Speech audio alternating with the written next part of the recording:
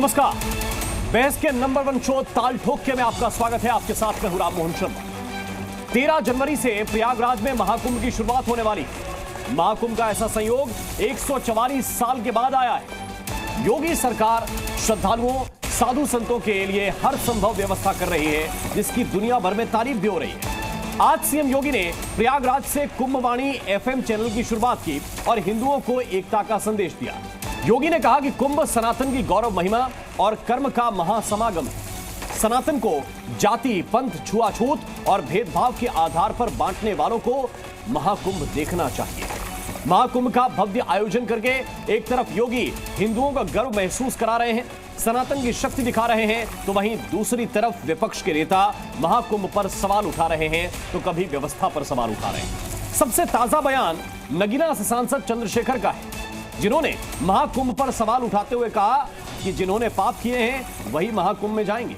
इसके आगे उन्होंने कहा कि कोई यह बताता थोड़ी है कि किसने क्या पाप किया है। चंद्रशेखर के इस बयान पर संतों में नाराजगी है। साथ ही बीजेपी ने भी पलटवार करते हुए कहा कि रावण नाम है, इसलिए रावण जैसा बयान दे रहे हैं। जबकि इस मामले पर समाजवादी पार्टी का कहना है कि बीजेपी कुंभ पर राजनीति कर रही है। करेंगे इसी मुद्दे पर आज की बहस, क्योंकि एक बार फिर महाकुंभ विपक्ष के निशाने पर है, क्योंकि महाकुंभ को पाप और पुण्य से जोड़ा जा रहा है। क्योंकि कुंभ पर चंद्रशेखर के बयान से संतों में नाराजगी है। क्योंकि कुंभ पर सवाल उठाने वालों को योगी ने उन पर पलटवार किया है। और साथ ही योगी ने वक्त को भूमाफिया बताने के साथ ही एक इंच जमीन मुक्त कराने की बात भी कही है। तो ठोकेंगे इन सारे मुद्दों पर ताल और जिम्मेदारों से पूछेंगे सवाल। लेकिन पहले देखिए ये छोटी सी रिपोर्ट। किसी को पाप धोने हैं, किसने पाप किया वो चला जाए। कोई बताता जो पाप करता है। आपने कोई पाप किया तो आप बता दो किसी को कि आपने पाप किए। कि रावण है, इसका काम रावण करने का राम जैसा है, इसको बहिष्कार किया जाए। कड़ी से कड़ी सजा मिलनी चाहिए, और नहीं तो हम लोग साधु लोग हैं, हम कड़ी सजा देना भी जानते हैं। न जाति का भेद है, न मत और संप्रदाय का कोई भेद है। सभी लोग एक जगह आकर के आस्था की डुबकी लगा करके सनातन गर्व के प्रतीक के संदेश को पूरे देश और पूरी दुनिया तक लेके जाते हैं। उत्तर प्रदेश में देश में राम राज्य की स्थापना हो चुकी है। अब सूर्य निकले और उल्लू को न दिखाई दे तो इसमें सूर्य का कोई दोष नहीं। पाप और पुण्य की अभी उसको समझ नहीं है, उसको समझना पड़ेगा। माँ गंगा हमारी सबको पवित्र करती हैं। ये चंद्रशेखर जैसे लोगों को, ये दलितों को भटकाने का काम करते हैं। प्रयागराज के तमाम मुसलमानों से अपील करूंगा कि जिन जिन मुस्लिम महलों से श्रद्धालु गुजरें तो उन तमाम श्रद्धालुओं पर, साधु संतों पर फूल की वर्षा करें। चंद्रशेखर की ये बात कि पाप धुलने वाले जाएंगे, निश्चित रूप से इनको भारत की संस्कृति सभ्यता का पता नहीं है। कुंभ में पुण्य देने वाला आता, सब यहाँ पुण्य देने आए हैं, अपना पाप देने कोई नहीं। कोई पापी नहीं है, भारत का कोई हिंदू पापी नहीं है।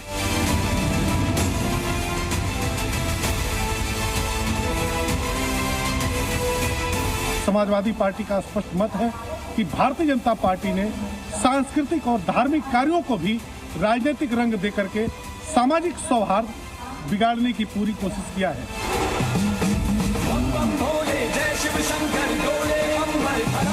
पाप पुण्य से रहित है ये उत्तर प्रदेश। यहाँ मोक्ष मिलता है, मुक्त होता है। उसकी आत्मा गंदी है जो यहाँ को गंदा बताता है। उत्तर प्रदेश में तो जंगल राज है। मुख्यमंत्री जो तानाशाही रवैये के अब जो मन में आ रहा कर रहे हैं उस पर पीठ तथा उनकी। हमारी पवित्र संगम नगरी का विरोध करेगा, उनको माफी मांगनी पड़ेगी। सबसे पहले कंप्यूटर बाबा जी, प्रश्न आपसे।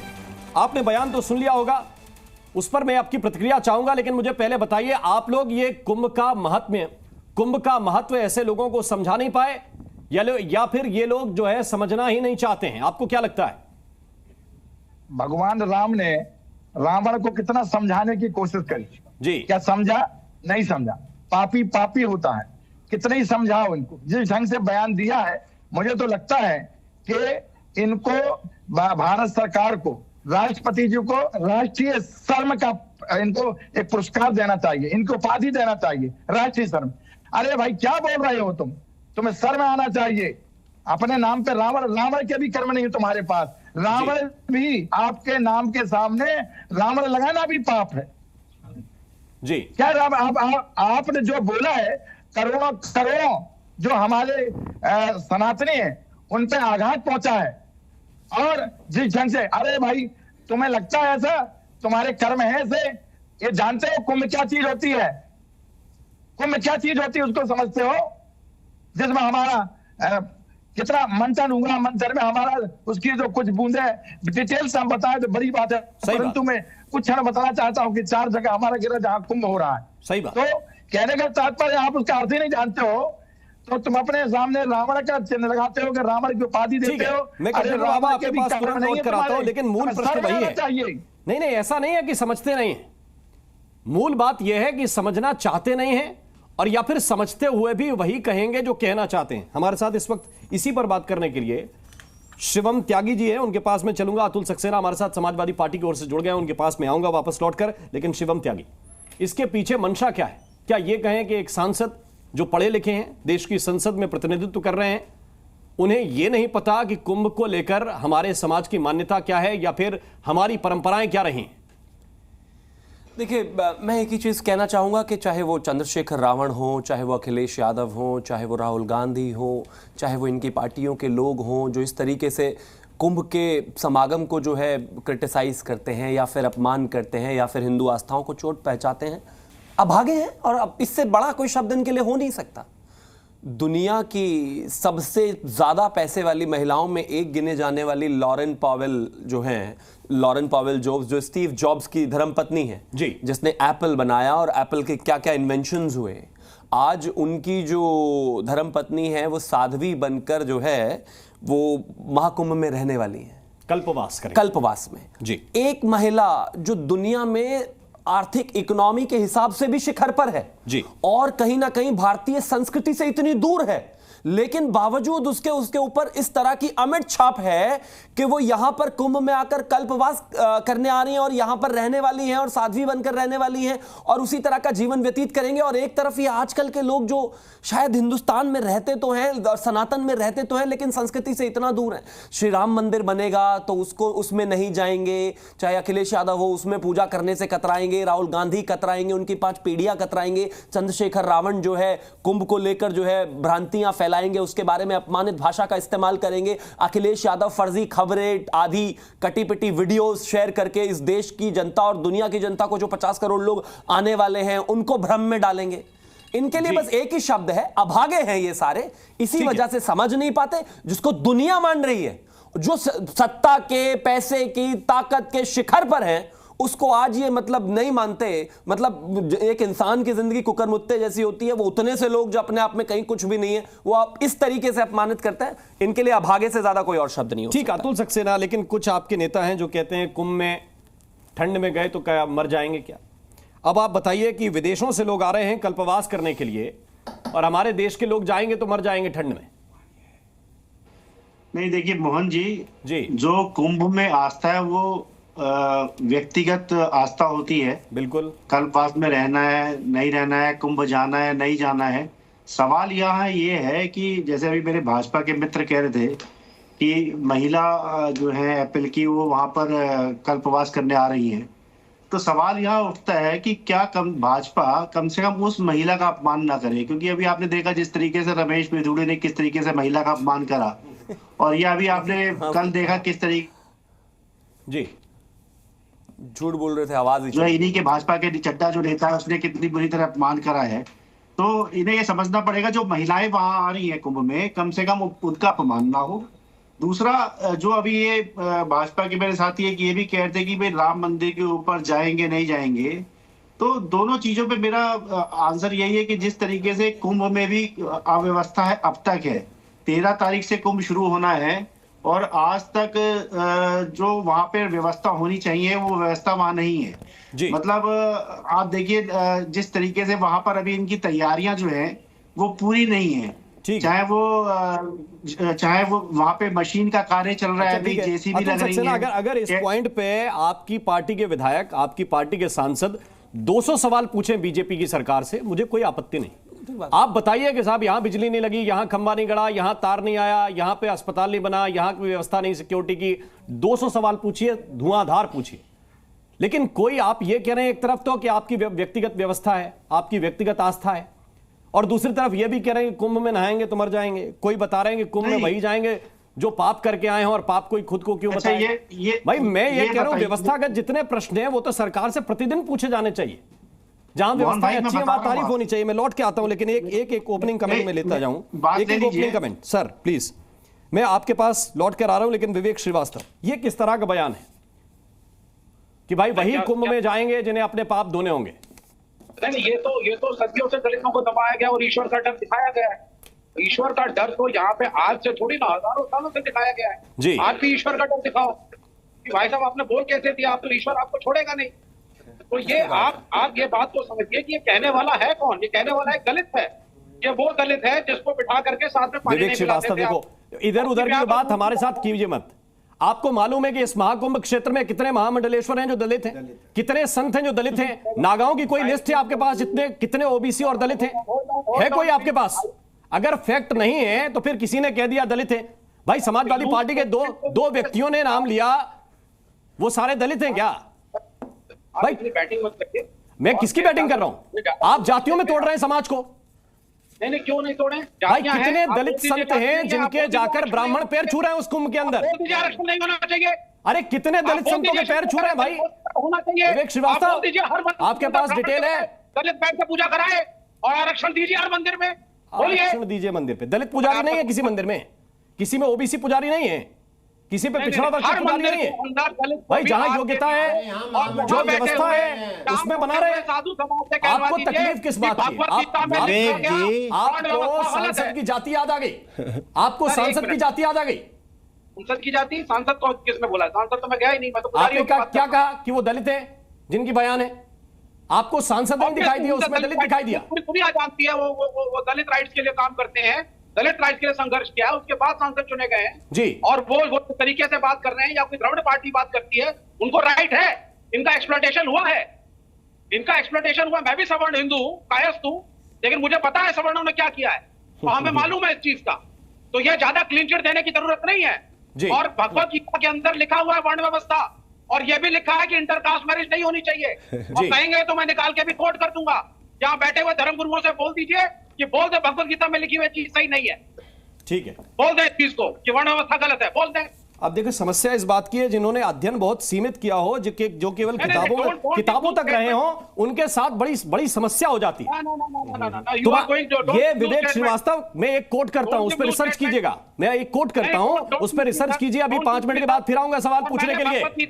मैं पूछ के बताता हूं आपको। भगवान श्री कृष्ण की कितनी पत्नियां थी और किस किस जाति वर्ग के लोगों के साथ उनका विवाह हुआ, जरा बताइए मुझे। किस किस जगह के लोग थे? किस किस जगह के लोग थे जिसमें जामवंत की पुत्री थी, जो रीछ की बेटी हैं, जो रीछ की बेटी हैं जामवंती, उनके साथ विवाह हुआ। और आप बता रहे हैं वर्ण व्यवस्था। 4 लाइन पढ़ने से व्यक्ति विद्वान नहीं हो जाता, हृदय से पढ़ना पड़ता है। भाई साहब मैं वापस लौट के आता हूं, जरा रुक जाइए थोड़ा सा। दूसरे राउंड में आपके पास आऊंगा, दूसरे राउंड में आऊंगा, और मुझे बता दीजिएगा कि श्री कृष्ण के किस किस के साथ विवाह हुआ और कौन कौन से वर्ग से वो लोग आते थे।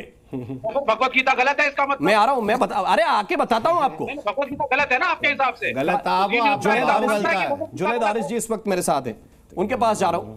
जुनैद आरिस साहब, क्या इस तरह की बयानबाजी किसी धार्मिक कार्यक्रम को लेकर होनी चाहिए? करोड़ों लोगों की आस्था जिससे जुड़ी हुई है। नहीं, मैं इसमें विश्वास रखता हूं कि किसी की आस्था के ऊपर टीका टिप्पणी नहीं करनी चाहिए। हर व्यक्ति वैसे आज़ाद है अपनी आस्था रखने में, लेकिन किसी की आस्था पर कुछ नहीं कहना चाहिए। ख़ास तौर से मैं कुंभ के हवाले से कह रहा हूँ कि ये मुमकिन है कि वह हमारी आस्था का पार्ट ना हो, लेकिन जिनकी आस्था का पार्ट है वो, उसमें कुछ भी नहीं कहा जा सकता। हाँ, मैं इस्लाम के हवाले से ज़रूर एक बात कह सकता हूँ कि अगर कोई व्यक्ति किसी व्यक्ति के साथ अत्याचार करे और सोचे कि वो नमाज पढ़ ले, रोज़ा रख ले, हज कर ले और वो उसको मुक्ति मिल जाएगी, माफ़ी मिल जाएगी, ऐसा नहीं। जुल्म होता है। अगर किसी व्यक्ति के साथ किसी ने किया है तो उसकी माफ़ी उसी समय मुमकिन है जब तक कि उस व्यक्ति से माफ़ी मांगा जाए। मैं कुंभ के बारे में इसीलिए मैंने साफ मैं क्लियर कर रहा हूँ कि शब्द नहीं बोला है। मैंने नमाज रोज़े के बारे में ज़रूर बोला है कि हुकूकुल इबाद है, इंसानों का हक़ इंसानों के साथ, और खुदा अल्लाह का जो मामला है वो उसके साथ। मैं जुनेद आरिफ साहब आपके पास लौट कर आता हूँ। इस वक्त मेरे साथ कालीचरण महाराज जुड़ गए हैं। बहुत बहुत स्वागत कालीचरण महाराज जी आपका इस डिबेट पर। ओम काली। तो ये जरा बताइए कि जिस तरह के बयान आ रहे हैं आप तक भी पहुंच रहे होंगे, क्या कहेंगे ऐसे लोगों के लिए जो कह रहे हैं कि जिन्होंने पाप किया हो वही जाएं खाली कुंभ में नहाने के लिए? तो जिनको पुण्य प्राप्त करना है उन्होंने नहीं जाना चाहिए क्या? जो निष्पाप है वो जाएंगे तो पुण्य प्राप्त होगा। अगर हम योग प्राणायाम करते हैं तो रोग दूर होंगे, और जो रोगी नहीं है उसका स्वास्थ्य वर्धन होगा। तो जो पाप जिनके हैं वो कुंभ में जाएंगे तो पाप नष्ट होंगे, जिनके पाप नहीं है उनके पुण्यों की वृद्धि होगी। तो इसमें गलत क्या है? जी नहीं, इसमें गलत भावनाएं है ना।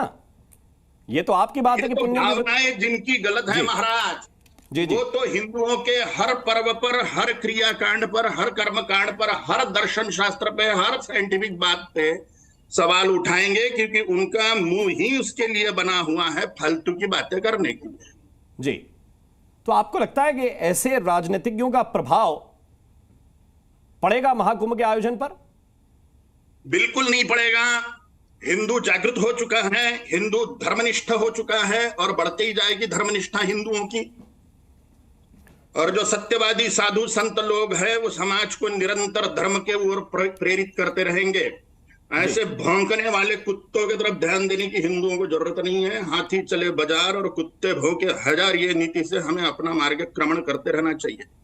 ठीक है, यानी बोलचाल पे किसी का कोई कंट्रोल नहीं है तो बोलने दिया जाए, कोई आपत्ति नहीं आपको? वैल्यू उसको देनी चाहिए जो समाज हित में, राष्ट्र हित में बात कर रहा हो, धर्म हित की बात जिसके अंतःकरण में हो, जो भारत को सोने की चिड़िया, जगत गुरु और चक्रवर्ती सम्राट बनाने के फेवर में हो, उसकी बात सुनी जानी चाहिए। कुत्तों की बातें सुनने में कोई अर्थ नहीं है जी, कोई अर्थ नहीं है।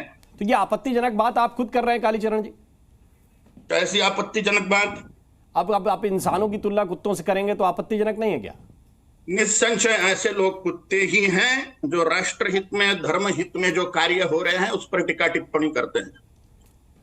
जी, तो ये जरा बताइए कि आप जरा वक्फ जो है वो भी ये बता रहे कि वक्फ की जमीन है, वहां पे साधु संत जहां जुट रहे हैं, कुछ ऐसे भी दावे आए हैं, आपके प्रकाश में भी आए होंगे।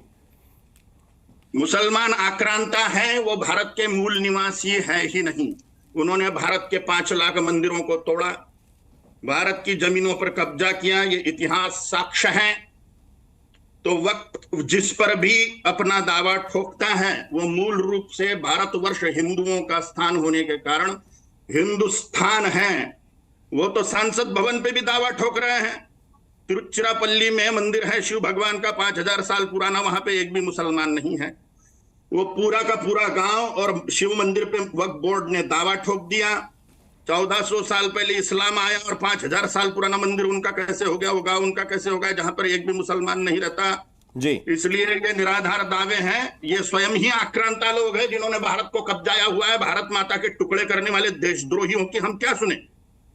जी, बहुत बहुत शुक्रिया, बहुत बहुत धन्यवाद कालीचरण महाराज जी हमारे साथ जुड़ने के लिए, अपनी बात रखने के लिए। मैं वापस चलता हूं। विनोद बंसल जी इस वक्त हमारे साथ वीएचपी के प्रवक्ता हैं, जुड़ गए हैं। बंसल साहब, इस तरह की राजनीति से किसको क्या हासिल होगा, आपको क्या लगता है? देखिए राम जी, 2 बातें बड़ी महत्व की हैं। जो राम का काम करेगा वही देश पर राज करेगा, ये तो साफ है। अब दूसरी बात यह है कि देखिए, जो पूज्य स्वामी जी ने कहा था हाथी और कुत्ते वाली बात, मैं तो रिपीट नहीं करूंगा, लेकिन वास्तव में समाज समझ रहा है। राम जी देखिए, आपके दर्शक अच्छी तरह जानते हैं कि कौन किस कैटेगरी में है और कौन किसकी मानसिकता कहाँ एक्सपोज हो रही है। ये लोग जितना बोलेंगे ना उतने ही नंगे होंगे, उतने ही एक्सपोज होंगे, उतनी जनता से कटेंगे और उतना ही देश विरोधी गतिविधियों में इनकी संलिप्तता को सीधा सीधा स्क्रीन पर दर्शाया जाएगा। आप देखिए, इससे विश्व हिंदू परिषद को, हिंदू समाज को या पूज्य संतों को कोई फर्क नहीं पड़ने वाला। ये जितना कीचड़ उछालेंगे ना राम जी, जितना कीचड़ उछालेंगे, हिंदू समाज उतना ही मलिन नहीं होगा, उतना ही स्वच्छ होकर निकलेगा। क्योंकि आपको देखिए, जब संघ पर प्रतिबंध इन हिंदू द्रोहियों ने लगाए, कांग्रेसियों ने लगाए, तब तक संघ जो ना उभर के ऊपर आया। उसी तरह से हिंदू समाज की स्थिति है।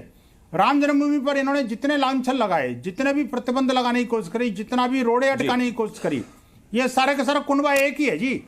कुछ विवेकहीन लोग हैं जिनका नाम विवेक है, तो मैं क्या करूं, वो अलग बात है। देखिए ये सब चीजें अलग अलग हैं। आप आदमी को जो है ना जी अपने दायरे के अंदर रहना चाहिए। जो नमाजवादी पार्टी है, ये जो मुसलमान पार्टियां हैं, उनसे अगर आप हिंदुत्व की बात सोचो या कोई कुंभ के बारे में अच्छे शब्द बोल पाएंगे, वो उम्मीद करना ठीक नहीं है जी। मैं ऐसा मानता हूं कि ये तो उनके डीएनए का प्रश्न है ना जी, वो उनकी गलती नहीं है, क्योंकि जीवन भर उन्होंने यही कमाया है, तो जो कमाया वही दिखाएंगे और क्या करेंगे, इससे ज्यादा नहीं जा सकते ना।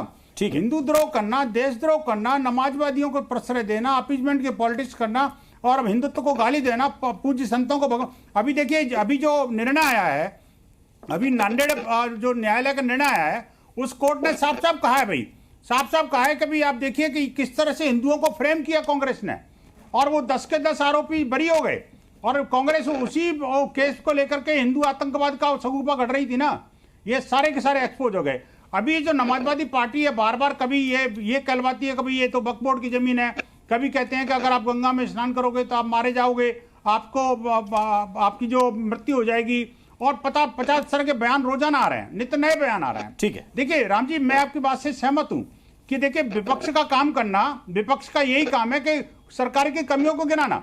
आपने बिल्कुल ठीक कहा कि अगर व्यवस्था में कहीं कमजोरियां हैं, कमियां हैं, निश्चित रूप से सरकार को लिखना भी चाहिए, बोलना भी चाहिए, धरना प्रदर्शन भी करने चाहिए, इसमें कोई आपत्ति नहीं है, हम भी आपके साथ अगर कोई ऐसा तो। लेकिन झूठ बोल करके और वो जो व्यवस्थाओं पर लालचन लगाना, पूज्य संतों को बदनाम करना, हमारी व्यवस्था को मान्यता जी मैं आपके पास वापस लौट कर आता हूं, लेकिन ये विपक्ष नहीं है। जी जी जी, प्रोफेसर सतीश प्रकाश जी हमारे साथ हैं।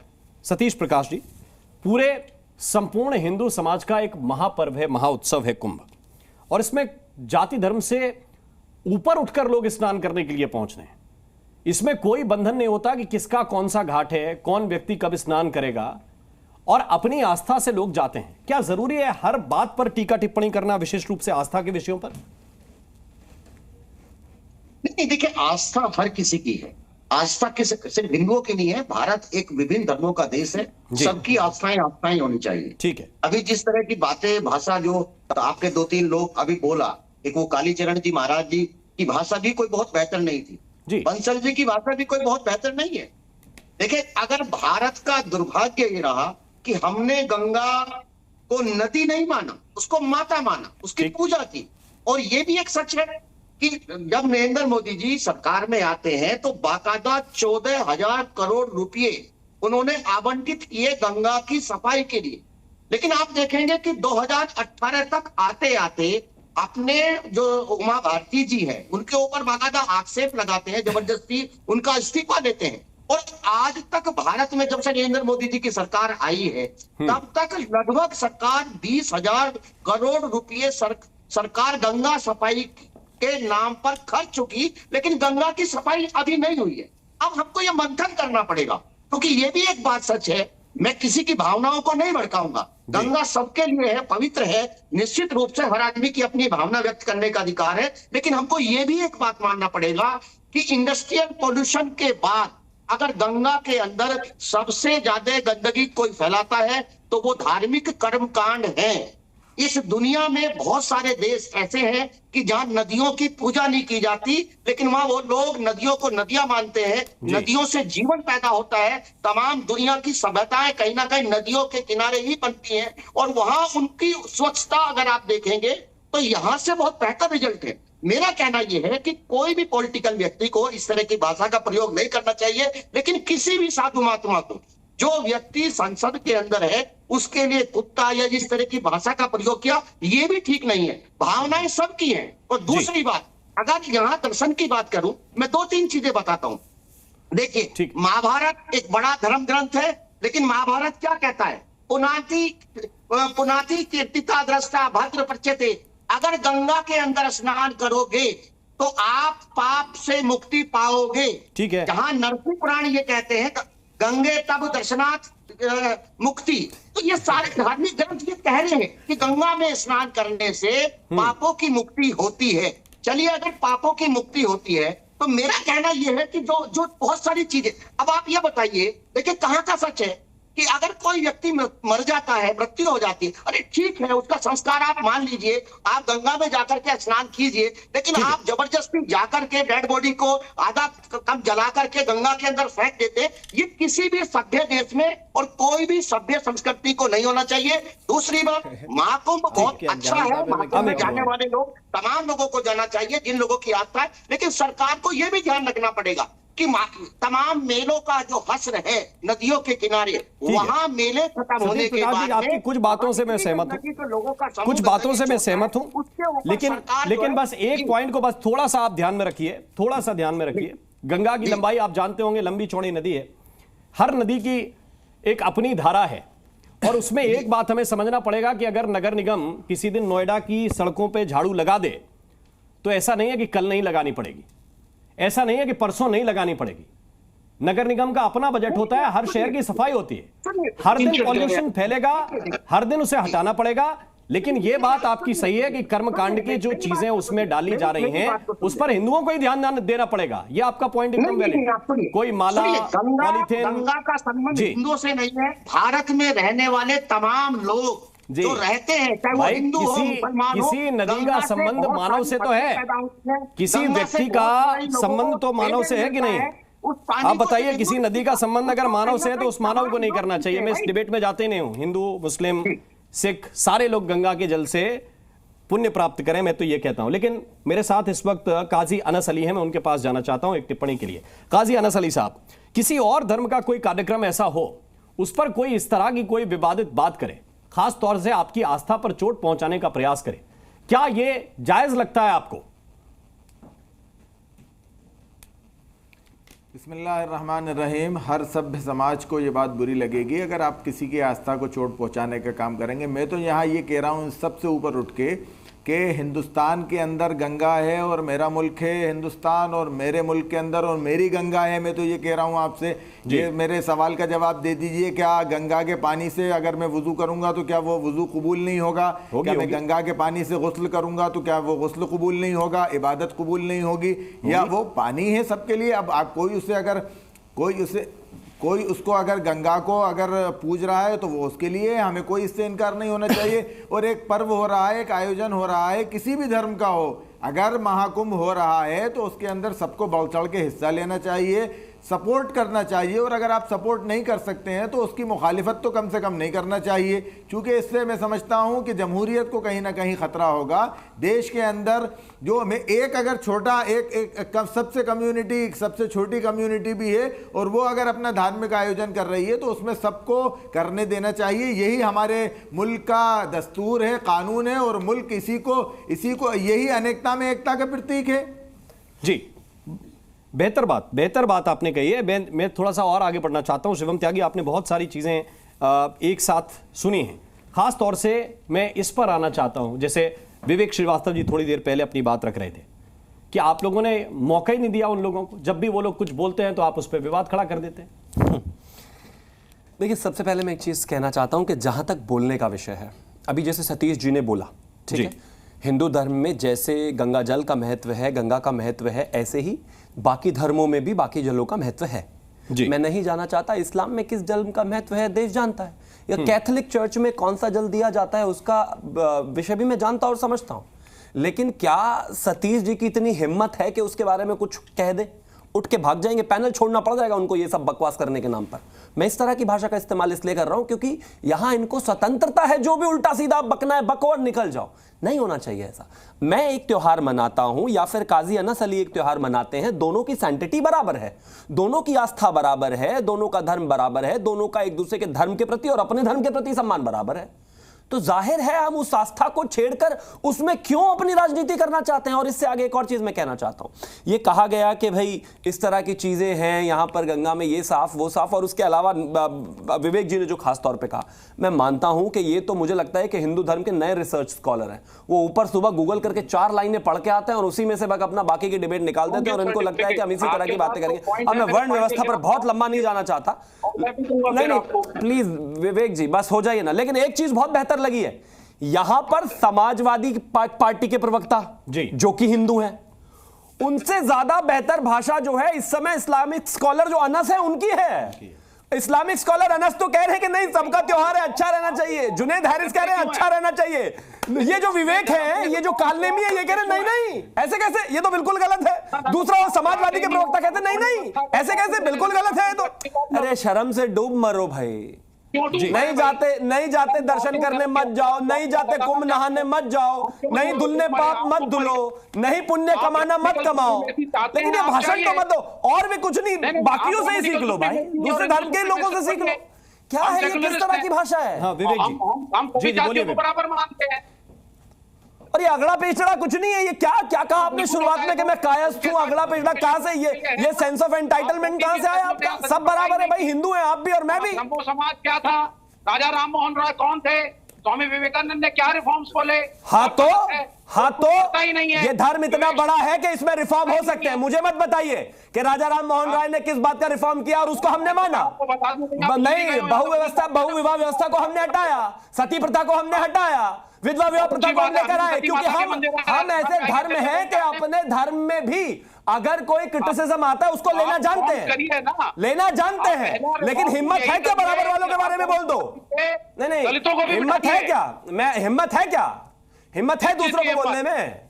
जिस देश का सबसे बड़ा धार्मिक ग्रंथ महर्षि वाल्मीकि ने लिखा हो उस पर मुझे भाषण नहीं चाहिए आपसे। जिस धर्म का सबसे बड़ा ग्रंथ महर्षि वाल्मीकि ने लिखा हो उस पर दलितों पर भाषण नहीं चाहिए मुझे। जिस देश का संविधान एक दलित ने लिखा और उस संविधान से देश चलता उस पर भाषण नहीं चाहिए मुझे। आप बताएंगे मुझे? बाकी दूसरे धर्मों के बारे में बोलकर देखो जरा। ये भी तो हमारा ही शास्त्र है ना। 30 सेकंड बोलो जरा, बोरा मुसलमानों पर बोलो जरा, वीगर मुसलमानों पर बात करते हैं। के बारे में कुछ बोलेंगे, रहने दीजिए, कभी नहीं बोल पाओगे आप, यही तो प्रॉब्लम है आपकी। आप क्यों भागना चाहते हैं दलित? कोई नहीं भाग रहा, हम तो बात कर रहे हैं, बता तो रहा हूं आपको। आप क्यों चाहते हैं? मैं तो बात कर रहा हूं, मैं भी वो ग्रंथ पढ़ता हूं जो महर्षि वाल्मीकि ने लिखा है, उस संविधान को मानता हूं जो बाबा भीमराव अम्बेडकर ने लिखा है। आप क्या बात कर रहे हैं? यही तो प्रॉब्लम है। कुंभ से दर्द इनको इसी बात से है, इनकी जो जातियों की तोड़कर राजनीति करने की, इनकी जो सुपारी जितनी पार्टियां हैं, क्योंकि ये चलती ही जाति के आधार पर है। कुंभ जैसा आयोजन होगा जहां पर कोई दलित का, अगड़े का, पिछड़े का भेद नहीं है, अगर वो बहुत अच्छा चला गया तो इनकी राजनीतिक दुकानें बंद हो जाएंगी। इनका काम कैसे चलेगा? दुकान किसी की नहीं होती है, आप डाइवर्ट कर रहे हैं। दुकान आपकी हो तो गई बंद, और बचे कहां हैं आप? आप चाहते हैं ब्राह्मणों का आधिपत्य, आप चाहते हैं कैसे समाज की व्यवस्था बनी रहे जिसमें जो ब्राह्मण करे वो मारा जाए। कुंभ में ब्राह्मण है क्या? कुंभ में ना ब्राह्मण है, ना कायस्थ है, ना ठाकुर है, ना अगड़े हैं, ना पिछड़े हैं, ना दलित है, कोई नहीं है भाई। वहाँ हिंदू है, एक मिनट, और बल्कि हिंदू भी नहीं, दुनिया है, दुनिया के सभी धर्मों के लोग हैं वहां पर। अतुल सक्सेना, मैं तो विवेक जी को शुरुआत में ही कहा था, मैंने कहा कि देखिए बहुत आसान विषय है ये, इसमें बहुत कठिनाई नहीं है। कुंभ लगा हुआ है, आप किसी भी अखाड़े में चले जाइए, 12 अखाड़े वहां पे अपनी धर्म ध्वजा लहरा रहे हैं। आप उस अखाड़े में बैठिए और पूछिए किस अखाड़े के कितने संत किस उससे आते हैं। आपसे ऐसे नहीं बात करेंगे वो, लेकिन पर्सनली आप जाके लिस्टिंग कर लेंगे तो भी पता चल जाएंगे कितने ओबीसी, कितने दलित लोग संत हैं, और जिनके पैर पूरा भारत छूता है बिना ये पूछे, जिनके आगे पीछे केवल महाराज लगता है, उनके आगे जात नहीं लगती। वो सबसे पहले अपना जात छोड़ते हैं, सबसे पहले अपना परिवार छोड़ते हैं, इसके बाद हम उनके सामने दंडवत हो जाते हैं बिना ये पूछे कि आपकी भैया जात क्या थी। वो आज संत हैं, उनके संत ही रहेंगे। मैं बता देता हूँ, अभी जिस महाराज कालीचरण जी को आपने था, महान संत कालीचरण, वो गांधी को गाली देते हैं, कहते हैं गोडसे जिंदाबाद, ठीक है। यहाँ खड़े होकर के संसदों को वो गालियां दे रहे थे और आप चुपचाप बैठ करके देखिए। विवेक श्रीवास्तव, मैंने तत्काल कहा कि आपकी भाषा आपत्तिजनक है। अब आप ब्राह्मणों को बैठ के भला बुरा कह रहे हैं, अब कल के दिन ब्राह्मण मेरे खिलाफ मोर्चा लेके बैठ जाएं कि भाई साहब आप इनको क्यों बोलने दे रहे थे, ये आपकी राय है। मैंने उनसे कहा कि ये कुत्ता शब्द आपत्तिजनक है, इसको मत इस्तेमाल कीजिए। लेकिन विवेक श्रीवास्तव अभी ब्राह्मणों को उल्टा सीधा बोल रहे हैं। अभी कल के दिन कोई ब्राह्मण मोर्चा आके मेरे खिलाफ खड़ा हो जाए तो मैं थोड़ी मानूंगा, मैं कहूंगा विवेक श्रीवास्तव ने बोला, उनसे जाके संपर्क कीजिए। ऐसे तो कोई प्रवक्ता बोल ही नहीं पाएगा, सबकी अपनी आइडियोलॉजी है। आइडियोलॉजी है, बिल्कुल, हर प्रवक्ता की आइडियोलॉजी है, उनकी अपनी आइडियोलॉजी है। मेरी आइडियोलॉजी है कि मैं अपने मेहमान को टोक सकता हूं, उसको गोली नहीं मार सकता। भाई साहब समझिए बात को, मैं आपको भी टोक ही सकता हूं ना। आपने ब्राह्मणों को उल्टा सीधा बोल दिया, गांधी या गोडसे, क्या बात कर रहे हैं, क्या सवाल पूछ रहे हैं टीवी एंकर से? गांधी या गोडसे, जिस व्यक्ति को ला करके आप एक्सक्लूसिव फाइट दिलवा रहे थे जी, आप भी हमारे साथ एक्सक्लूसिव जुड़े हुए हैं, 3-4 चैनलों पे एक साथ नहीं बैठे। सुनिए थोड़ा सा, अतुल सक्सेना की बारी है, उनके पास जाने दीजिए। अतुल जी बोलिए। यही बोलिए। देखिए मोहन जी, अभी मेरे भाजपा के साथी ने हमारा नाम लिया और उसमें मैं ये कहना चाहूंगा कि बोलने की स्वतंत्रता ना केवल भाजपा को ही नहीं होनी चाहिए। नहीं, आप बोलिए। जिस तरीके से अभी कालीचरण महाराज जी ने जिन शब्दों का यूज किया, कुत्ता कह करके, ठीक है, क्या इन्हें शोभा देता है? क्या महिलाओं का अपमान केवल भाजपा करना जानती है? दूसरा, आप मुझे बताइए मोहन जी, आप कुंभ में कब जा रहे हो? भाजपा के मेरे साथी बैठे हुए हैं, ये महाकुंभ में कब जा रहे हैं मैं जानना चाहता हूँ। दूसरा, नहीं सुन लीजिए पूरी बात।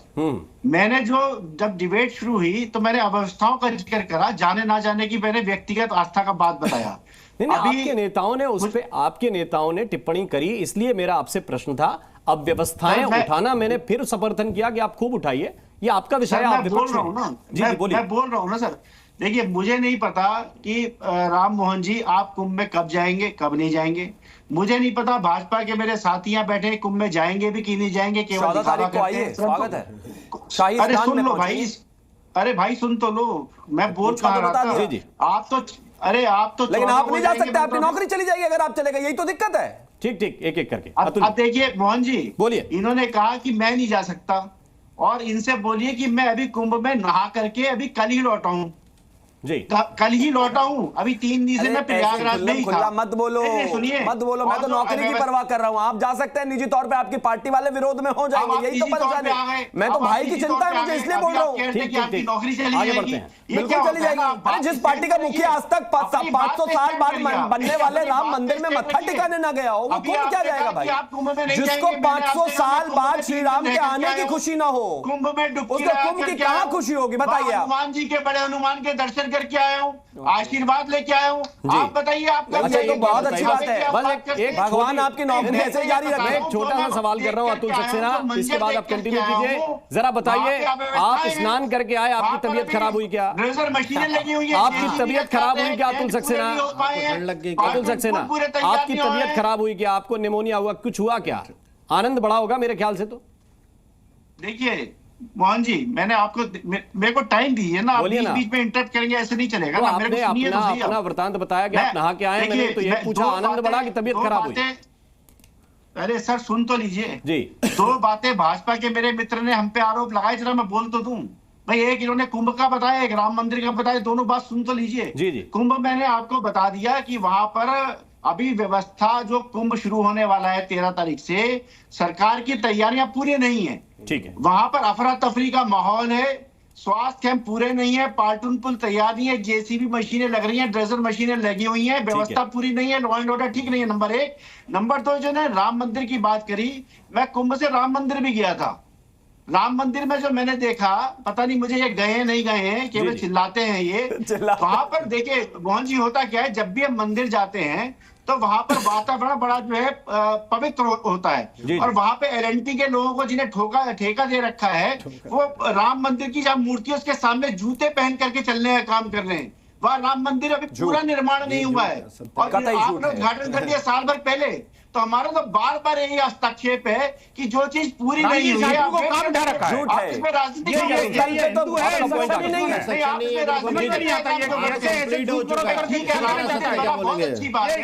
ठीक है, पॉइंट आपका आ गया सर। अब जवाब ले लीजिए, अब जवाब ले लीजिए। 10 सेकंड, मैं सिर्फ एक ही चीज कहना चाहता हूं। सबसे पहले, सबसे मेन मेरी आपत्ति यह है कि समाजवादी प्रवक्ता जो बैठकर यहां पर झूठ फैला रहे हैं, ये बिल्कुल निराधार झूठ है। इस देश से लेकर दुनिया की तमाम सेलिब्रिटीज, तमाम लोग, और मैं खुद वहां पर जाकर आया हूं और 3 बार जा चुका हूं। ये जो कह रहे हैं कि वहां मूर्ति के आसपास एलएनटी के जो काम करने वाले हैं वो जूते लेकर जा रहे हैं, बिल्कुल झूठ है। उसके आसपास 100 मीटर में भी कोई नहीं है, कतई झूठ बोल रहे हैं। उस तल पर, उस क्षेत्र में कोई कार्य नहीं चल रहा है।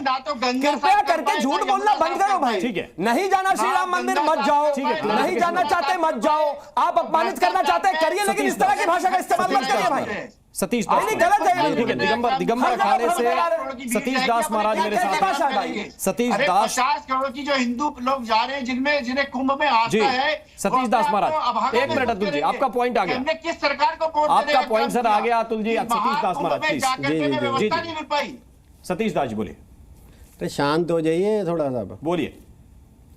देखिए राम जी, जब हमारे कई जन्मों के पुण्य जागृत होते हैं, तब हमें महाकुंभ के स्नान दर्शन का सौभाग्य प्राप्त होता है।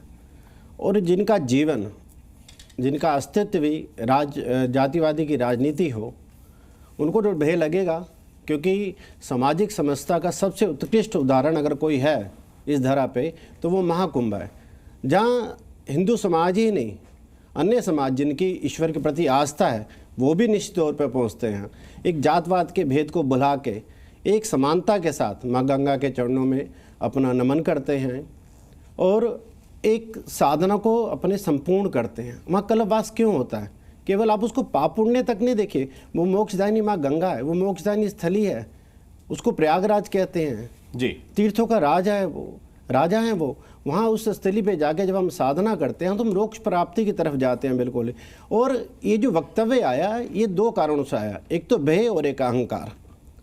भय इस कारण कि इनकी दुकानें केवल एक ही अस्तित्व पे टिकी हैं, वो है हिंदुओं को बांटने के।